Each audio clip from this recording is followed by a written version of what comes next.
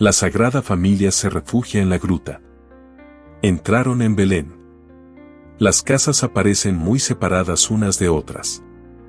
Entraron por entre escombros, como si hubiese sido una puerta derruida. María se quedó tranquila, junto al asno, al comienzo de una calle, mientras José buscaba inútilmente alojamiento entre las primeras casas. Había muchos extranjeros y se veían numerosas personas yendo de un lado a otro. José volvió junto a María, diciéndole que no era posible encontrar alojamiento, que debían penetrar más adentro de la ciudad. Caminaban llevando José al asno del cabestro y María iba a su lado. Cuando llegaron a la entrada de otra calle, María permaneció junto al asno, mientras José iba de casa en casa, pero no encontró ninguna donde quisieran recibirlos. Volvió lleno de tristeza al lado de María. Esto se repitió varias veces, y así tuvo María que esperar largo rato. En todas partes decían que el sitio estaba ya tomado, y habiéndolo rechazado en todas partes, José dijo a María que era necesario ir a otro lado en donde, sin duda, encontrarían lugar. Retomaron la dirección contraria a la que habían tomado al entrar y se dirigieron hacia el mediodía. Siguieron una calleja que más parecía un camino entre la campiña, pues las casas estaban aisladas, sobre pequeñas colinas. Las tentativas fueron también allí infructuosas. Llegados al otro lado de Belén, donde las casas se hallaban aún más dispersas, encontraron un gran espacio vacío, como un campo desierto. En él había una especie de cobertizo y a poca distancia un árbol grande, parecido al tilo, de tronco liso, con ramas extendidas, formando techumbre alrededor. José condujo a María bajo este árbol y le arregló un asiento con los bultos al pie, para que pudiera descansar, mientras él volvía en busca de mejor asilo en las casas vecinas.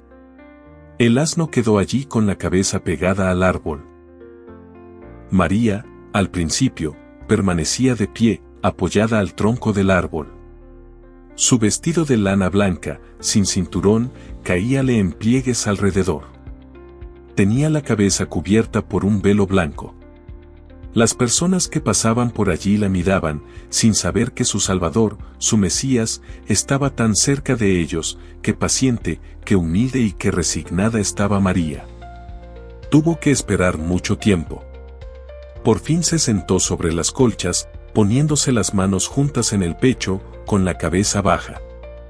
José regresó lleno de tristeza, pues no había podido encontrar posada ni refugio. Los amigos de quienes había hablado a María apenas si lo reconocían. José lloró y María lo consoló con dulces palabras. Fue una vez más, de casa en casa, representando el estado de su mujer, para hacer más eficaz la petición, pero era rechazado precisamente también a causa de eso mismo. El paraje era solitario. No obstante, algunas personas se habían detenido mirándola de lejos con curiosidad, como sucede cuando se ve a alguien que permanece mucho tiempo en el mismo sitio a la caída de la tarde. Creo que algunos dirigieron la palabra a María, preguntándole quién era. Al fin volvió José, tan conturbado, que apenas se atrevía a acercarse a María. Le dijo que había buscado inútilmente, pero que conocía un lugar, fuera de la ciudad, donde los pastores solían reunirse cuando iban a Belén con sus rebaños, que allí podrían encontrar siquiera un abrigo. José conocía aquel lugar desde su juventud. Cuando sus hermanos lo molestaban, se retiraba con frecuencia allí para rezar fuera del alcance de sus perseguidores. Decía José que si los pastores volvían, se arreglaría fácilmente con ellos, que venían raramente en esa época del año. Añadió que cuando ella estuviera tranquila en aquel lugar, él volvería a salir en busca de alojamiento más apropiado. Salieron, pues, de Belén por el este siguiendo un sendero desierto que torcía a la izquierda. Era un camino semejante al que anduvieran a lo largo de los muros desmoronados de los fosos de las fortificaciones derruidas de una pequeña ciudad. Se subía un tanto al principio, luego descendía por la ladera de un montecillo y los condujo en algunos minutos al este de Belén, delante del sitio que buscaban, cerca de una colina o antigua muralla que tenía delante algunos árboles, terebintos o cedros de hojas verdes. En la extremidad sur de la colina, alrededor de la cual torcía el camino que lleva al Valle de los Pastores, estaba la gruta en la cual José buscó refugio para María. Había allí otras grutas abiertas en la misma roca. La entrada estaba al oeste y un estrecho pasadizo conducía a una habitación redondeada por un lado, triangular por otro, en la parte este de la colina. La gruta era natural. Pero por el lado del mediodía, frente al camino que llevaba al Valle de los Pastores, se habían hecho algunos arreglos consistentes en trabajos toscos de mampostería. Por el lado que miraba al mediodía había otra entrada, que generalmente estaba tapiada. José volvió a abrirla para mayor comodidad. Saliendo por allí hacia la izquierda, había otra abertura más amplia, que llevaba a una cueva estrecha e incómoda a mayor profundidad, que terminaba debajo de la gruta del pesebre. La entrada común a la gruta del pesebre miraba hacia el oeste. Desde el lugar se podían ver los techos de algunas casitas de Belén. Saliendo de allí y torciendo a la derecha, se llegaba a una gruta más profunda y oscura, en la cual hubo de ocultarse María alguna vez. Delante de la entrada, al oeste, había un techito de juncos apoyado sobre estacas, que se extendía al mediodía y cubría la entrada de ese lado, de modo que se podía estar a la sombra delante de la gruta. En la parte meridional tenía la gruta 3 aberturas, con rejas por arriba, por donde entraba aire y luz. Una abertura semejante había en la bóveda de la misma roca, estaba cubierta de césped y era la extremidad de la altura sobre la cual estaba edificada la ciudad de Belén. Pasando del corredor, que era más alto, a la gruta, formada por la misma naturaleza, había que descender más. El suelo en torno de la gruta se alzaba, de modo que la gruta misma estaba rodeada de un banco de piedra de variable anchura. Las paredes de la gruta, aunque no completamente lisas, eran bastante uniformes y limpias, hasta agradables a la vista. Al norte del corredor había una entrada a otra gruta lateral más pequeña. Pasando delante de esta entrada, se hallaba el sitio donde José solía encender fuego, luego la pared daba vuelta al noreste en la otra gruta, más amplia, situada a mayor altura. Allí he visto más tarde el asno de José. Detrás de este sitio había un rincón bastante grande, donde cabía el asno con suficiente forraje. En la parte este de esta gruta, frente a la entrada, fue donde se encontraba la Virgen Santísima cuando nació de ella la luz del mundo. En la parte que se extiende al mediodía estaba colocado el pesebre donde fue adorado el niño Jesús. El pesebre no era sino una gamella excavada en la piedra misma, destinada a dar de beber a los animales. Encima tenía un comedero, con ancha abertura, hecho de enrejado de maderas y alzado sobre 4 patas, de modo que los animales podían alcanzar cómodamente el heno o el pasto colocado allí. Para beber no tenían más que agachar la cabeza al bebedero de piedra que estaba debajo. Delante del pesebre, hacia el este de esta parte de la gruta, estaba sentada la Virgen con el niño Jesús cuando vinieron los 3 reyes a ofrecerle sus dones. Saliendo del pesebre, y dando vuelta al oeste en el corredor delante de la gruta, se pasaba por frente a la entrada meridional antes dicha y se llegaba a un sitio donde hizo José más tarde su habitación, separándola del resto mediante tabiques de zarzos. En ese lado había una cavidad donde él depositaba varios objetos. Afuera, en la parte meridional de la gruta, pasaba el camino que conducía al Valle de los Pastores. Diseminadas por las colinas, veíanse casitas, y en el llano cobertizos con techos de cañas, sostenidos por estacas. Delante de la gruta la colina bajaba a un valle sin salida, cerrado por el norte, ancho de más o menos medio cuarto de legua. Había allí zarzales, árboles y jardines. Saliendo de allí y torciendo a la derecha, se llegaba a una gruta más profunda y oscura, en la cual hubo de ocultarse María alguna vez. Delante de la entrada, al oeste, había un techito de juncos apoyado sobre estacas, que se extendía al mediodía y cubría la entrada de ese lado, de modo que se podía estar a la sombra delante de la gruta. En la parte meridional tenía la gruta 3 aberturas, con rejas por arriba, por donde entraba aire y luz.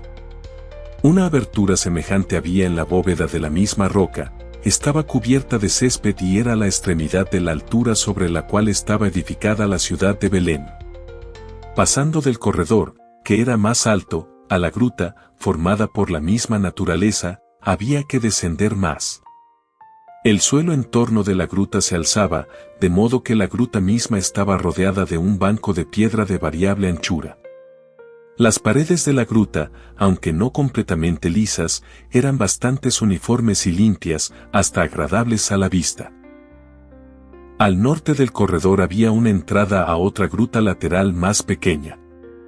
Pasando delante de esta entrada, se hallaba el sitio donde José solía encender fuego, luego la pared daba vuelta al noreste en la otra gruta, más amplia, situada a mayor altura.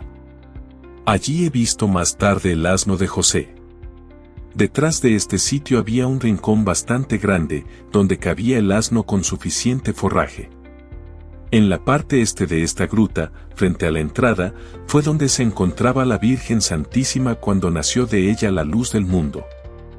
En la parte que se extiende al mediodía estaba colocado el pesebre donde fue adorado el niño Jesús. El pesebre no era sino una gamella excavada en la piedra misma, destinada a dar de beber a los animales. Encima tenía un comedero, con ancha abertura, hecho de enrejado de maderas y alzado sobre 4 patas, de modo que los animales podían alcanzar cómodamente el heno o el pasto colocado allí.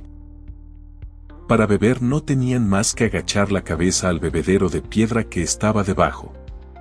Delante del pesebre, hacia el este de esta parte de la gruta, estaba sentada la Virgen con el niño Jesús cuando vinieron los 3 reyes a ofrecerle sus dones. Saliendo del pesebre, y dando vuelta al oeste en el corredor delante de la gruta, se pasaba por frente a la entrada meridional antes dicha y se llegaba a un sitio donde hizo José más tarde su habitación, separándola del resto mediante tabiques de zarzos. En ese lado había una cavidad donde él depositaba varios objetos. Afuera, en la parte meridional de la gruta, pasaba el camino que conducía al Valle de los Pastores. Diseminadas por las colinas, veíanse casitas, y en el llano cobertizos con techos de cañas, sostenidos por estacas. Delante de la gruta la colina bajaba a un valle sin salida, cerrado por el norte, ancho de más o menos medio cuarto de legua. Había allí zarzales, árboles y jardines. Atravesando una hermosa pradera donde había una fuente, y pasando bajo los árboles alineados con simetría, se llegaba al este del valle, en el cual se encontraba una colina prominente y en ella la gruta de la tumba de Mará, la nodriza de Abraham. Se llama también la gruta de la leche. La Virgen Santísima se refugió allí con el niño Jesús repetidas veces. Sobre esta gruta había un gran árbol, alrededor del cual veíanse algunos asientos. Desde aquí se podía contemplar a Belén mejor que desde la entrada de la gruta del pesebre. He sabido muchas cosas de la gruta del pesebre, sucedidas en los antiguos tiempos. Recuerdo, entre otras, que Set, el hijo de la promesa, fue concebido y dado a luz en esta gruta por Eva, después de un periodo de penitencia de 7 años. Fue allí donde un ángel le dijo que le daba Dios a Set en lugar de Abel. Aquí fue escondido y alimentado Set, y en la gruta de Mará, pues sus hermanos querían quitarle la vida, como los hijos de Jacob lo intentaron con José. En una época muy lejana, donde he visto que los hombres vivían en grutas, pude verlos a menudo haciendo excavaciones en la piedra para poder habitar y dormir cómodamente en ellas con sus hijos, sobre pieles de animales o sobre colchones de hierbas. La excavación hecha debajo de la gruta del pesebre puede haber servido de lecho a Set y a los habitantes posteriores. No tengo ya certeza de estas cosas. Recuerdo también haber visto en mis visiones de la predicación de Jesús que el 6 de octubre el Señor, después de su bautismo, celebró la festividad del sábado en la gruta del pesebre, que los pastores habían transformado en oratorio. Abraham tenía una nodriza llamada Mará, muy honrada por él y que llegó a edad muy avanzada. Esta nodriza seguía a Abraham en todas partes montada en un camello, y vivió a su lado, en Sucot, mucho tiempo. En sus últimos tiempos lo siguió también al Valle de los Pastores, donde Abraham había alzado sus carpas en los alrededores de la gruta. Habiendo pasado los 100 años y viendo llegar su última hora, pidió a Abraham que la enterrara en esa gruta, acerca de la cual hizo algunas predicciones, y a la que llamó Gruta de la Leche o Gruta de la Nodriza. Aconteció en ella un hecho milagroso, que he olvidado, y brotó allí una fuente del suelo. La gruta era entonces un corredor estrecho y alto, abierto en una piedra blanca, no muy dura. De un lado había una capa de esta materia que no alcanzaba hasta la bóveda. Trepando sobre esta capa de materia se podía llegar hasta la entrada de otra gruta más alta. La gruta fue ensanchada más tarde, puesto que Abraham hizo excavar su parte lateral para la tumba de Mara.